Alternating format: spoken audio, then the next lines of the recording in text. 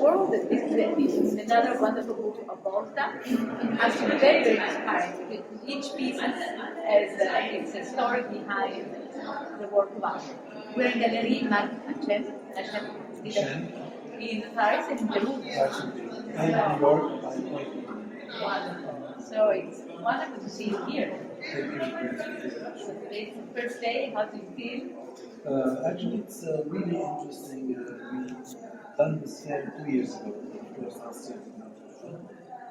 We're very happy to have a lot of collectors who follow the partners and connection with them, and we're very happy to meet. A very international artist. So we have a little walk to your book. Absolutely. Actually, being in Paris and of course, some artists is related to the region you are in. So the mixture is kind of composed of the region of the continents. So you want to start with Ibayat? Yes. Talking about Ibayat, he's a French Egyptian artist from Lebanese background.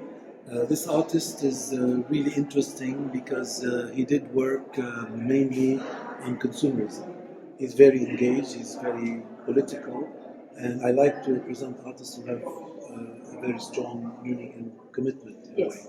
So his work is always destined to highlight the fact that there's a big connection or big relation between luxury and violence, or consumerism and violence. He did, for example, this piece that we have right here. It's called Les Parfums de Révolte, which means the perfume of revolution. So he picked a few countries and few cities where there were conflicts or problems, and then he highlighted the fact that they were put in a bottle of Chanel numéro 5. So the fact that it's opposite, that you're thinking of Chanel, the luxury perfume, it's something very luxurious, very nice, and you take a conflictual problem like, for example, Kiev or Rio, Brexit, the problem of Brexit. He put them together to show that the real reason for wars in general is not only ideology, it's not only bringing about peace or good to the country. It's about commerce, it's about business, it's about more implementing new businesses in this country. So, and the relation that, for example, the bag that's very famous. We know it's all about, not only because it's very luxurious, but also in a way, we say, showing the little drop of blood dripping, and just making us think a little bit more about the luxury. Or it could be seen as if everyone had access to luxury, maybe we will not have this. If we had everyone is really living in a comfortable situation, we will not have the problem of, like conflict and hunger and wars and so on. And this is also more psychological. Actually, this is Freud, as we can see, and he did it in good old-fashioned. I don't think you know that one. This is the old-fashioned razor blade that he did it. In a way, this is a very old. At my time, I think, where he's trying to create also the psychological factor into all the problems that we have. So you can see this is very negative piece, and it's very strong. But again, it's reality. It's about suicide. It's about people, taking their own lives, and he's doing it in a psychological way. And why do people do this? Some people have very bad conditions. They don't have a good life. Yes, it is all because of our life, our pressure, challenges, and wanting to belong to a certain social structure, wanting to be with certain standards. So it makes people a bit more depressive or more down. And now we have. Now this artist, his name is Maher Atta, a great Lebanese photographer, and he was doing a lot of installations, and this is an architectural photography. It's very interesting. Yes. And what he does mainly, he started doing artistic projects. Now he's working on a social project that I'm not going to reveal right now. It's actually a big project we're working on together, and we're about to open. We were supposed to open his art exhibition back in September, but due to problems in Beirut, we decided to push it a little bit. So you're going to do it in We're going to do it in Paris and in Beirut as well. Fantastic. So we can't wait. Yeah, well, actually, it would be exciting to share this with you. This is another artist. He's Palestinian. And it's really, I mean, you can see how we are hopping from one nationality to the other, but all in the Middle East right here. He's Palestinian, Israeli Palestinian. Actually, he has both nationalities, but he lives in abroad. He just travels between Canada and Europe. And he's one of our new artists, and I really rely on him. He's young, he's very active, and he's very creative. He's now into NFTs as well, so we really like to discover artists and push them. When we have something in common, it comes about, I would say, commitment and engagement. And I think he has this very strong commitment and engagement to it. Now, Michelangelo Bastiani is going to come to life. Yes, He's yes, soon, but yes, yes, we are going to start very soon. Now we can continue with this movement, the kinetic movement. Yes. This artist, his name is Dario Perez Perez, an 84-year-old artist from Venezuela. Lived in Paris most of his life, along with two other artists. Their names are Carlos Diaz and Jesus Rafael. The three of them, they used to be called the three tenors, and they worked with this gallery, Galerie, and they built this kinetic movement really from the bottom up. Now this movement is very well known. They work in many important productions and many museums, and of course, Luis Diaz Soto passed away a few years ago. Soto, about 10 years ago, was still alive. He's 84 years old, as I said, and he's continuing to do all his work himself. He's really one of the pioneers and one of the, I would say, founders of this movement. I don't know if you know Victor Vazarelis as well, and he was actually part of this movement as well. He did this as well. This continues with Rafael Barrios. Rafael Barrios is also a Venezuelan artist. He did sculptures, and you can see of his two-dimensional, the effect, the architectural effect that he does as well. He just had a show not long ago on Park Avenue where he did monumental sculptures of 10 meters high. So imagine this in the center block of Park Avenue for a year. It was really fantastic. Exactly.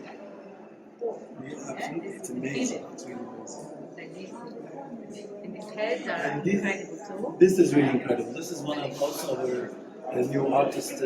He's American. He's from Texas, and his name is Sean Smith. He works mainly on pixelization, and again another commitment and engagement, because I really like the idea that he sees the problem of imaging and photos. We take photos of everything and we forget to appreciate what we're looking at. So we always, when we see something interesting, we just grab our phone, we start taking a picture, and we go back and look at it at the photo instead of appreciating it live first. So what he's saying is like, okay, if you want to see pixels, I'll do it in pixels directly for you. So it's like the whole idea, which is really nice. And I like the fact that he really points it out and does it in a very technical and meticulous way. Exactly.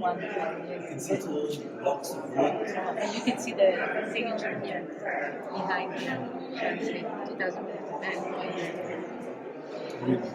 And here I would like us actually to talk to you about this one, which is very, very intriguing. These two trades.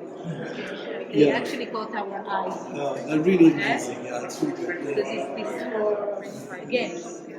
3, 4 dimensionality. Exactly, and it goes with that. If you notice, goes with what I personally am really interested in, because this is work that speaks to me, and I can only represent artists that I really, which is But then, you important. know, it's really interesting because you can feel your passion also when you're talking about each piece. But then as you see the relationship with the artist. Exactly, and what they want to convey as a message. If I get the message, if it speaks to me, I'm really happy to share it with other people and talk about it. And that's what I say in general. There's a big difference between a gallery, which I like this one actually. There's a big difference between a gallerist and art dealer. Because an art dealer is actually someone who buys and sells for profit.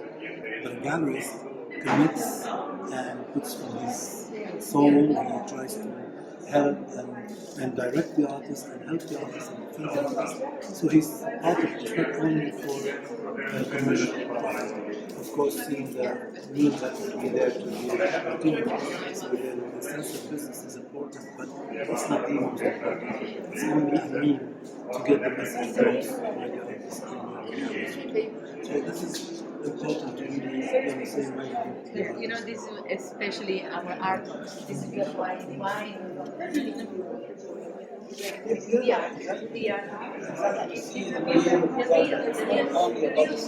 Yes. The commerce conversation, it's okay, no problem, there's no, but it should not be the main goal.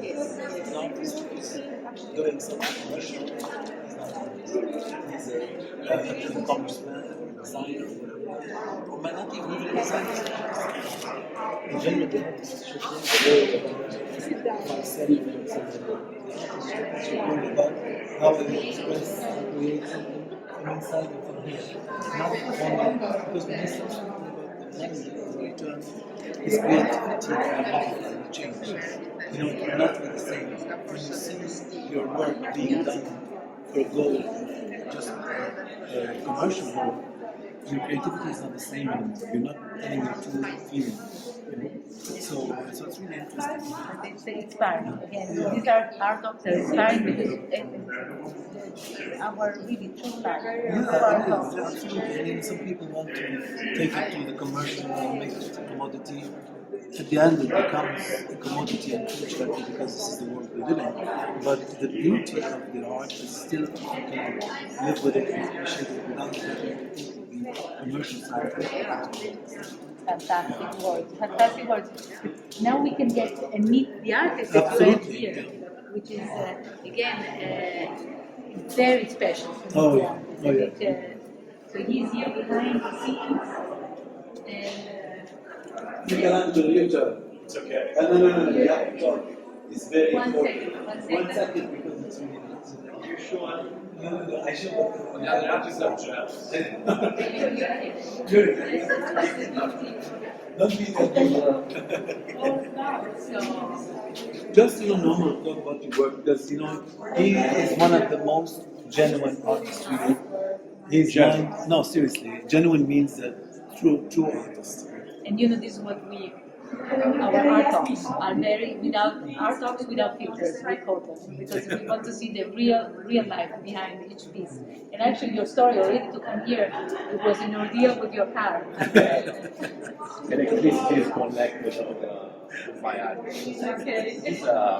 I'm happy to be in Basel with Mark Hachem. It's in the 4th year, and every time it's a success with people. They love our art, so I think it's a good idea to show it to Switzerland.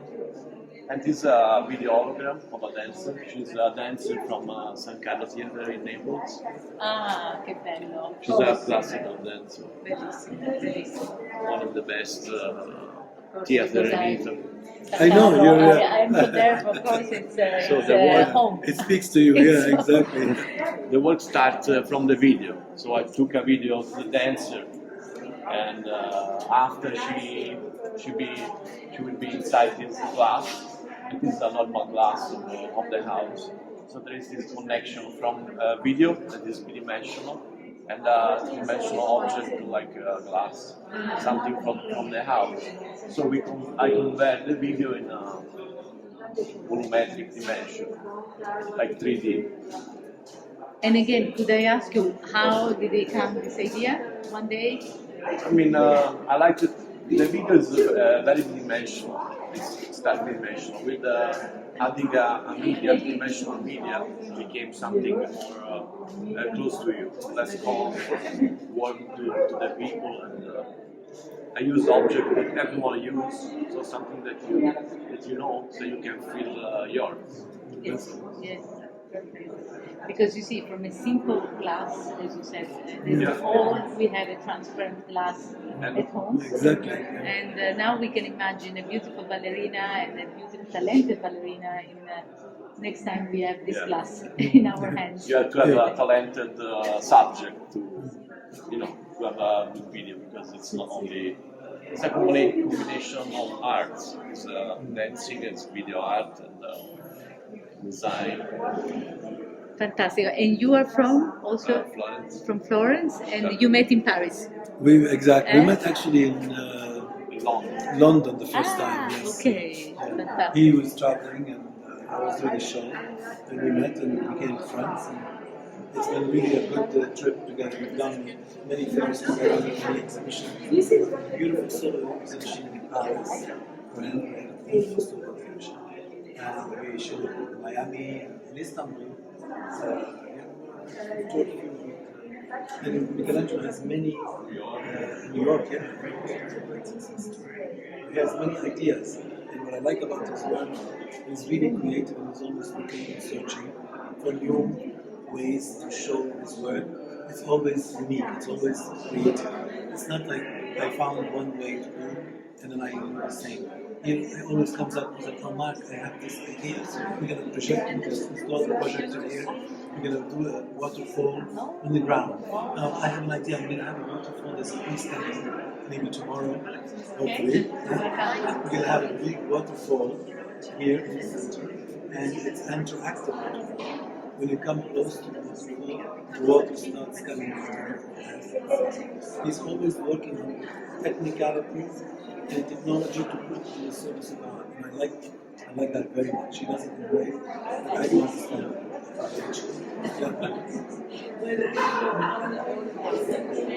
But also to be open To relate. ideas and to the thread of continuity, the traditions, the present and future. Exactly, and I think this is a very well said what you just said.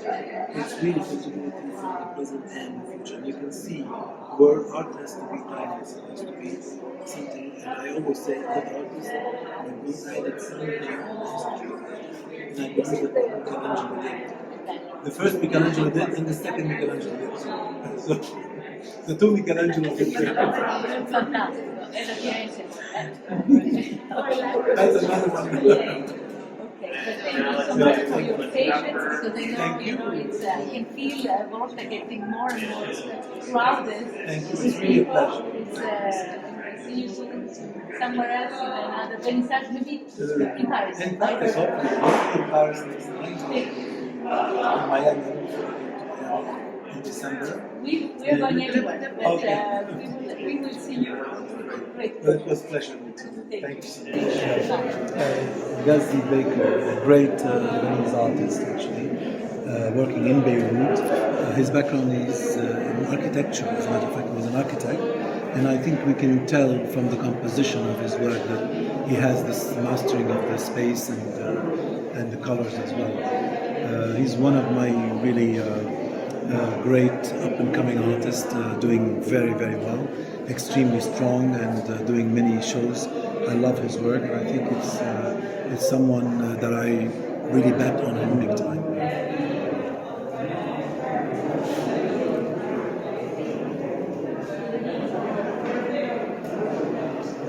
Always inspiring, and also treats interesting subjects internationally and locally with his own, I would say, alphabet. He uses certain symbols. He always has very intelligent compositions to create, I would say, certain sensitivity. How to say that? Certain sensitivities to subjects that are very important sometimes social, sometimes political. In general, he's very, very strong in presenting current and actual subject. And he indicates it in a fun and a bit sometimes satiric way. We can actually see it in the clown, right? Yeah, exactly. You always find certain symbols, you always find small things that you discover it and say, okay, for example, you can see this is a chin, you can see the little star, and in the beginning you see the eyes, but you don't see what it is, and then you see the hat, and you can realize what he's trying to say. It's about revolution, it's about, like, of course he's Lebanese, and we're talking about what's happening in Lebanon, revolution, the social inequality, and you see it now in the painting, very well indicated, but in a very powerful and positive, colorful way. Yet the subject sometimes could be negative, but it's presented in a very positive way. It's great. Thank you very much. Pleasure. Thank you.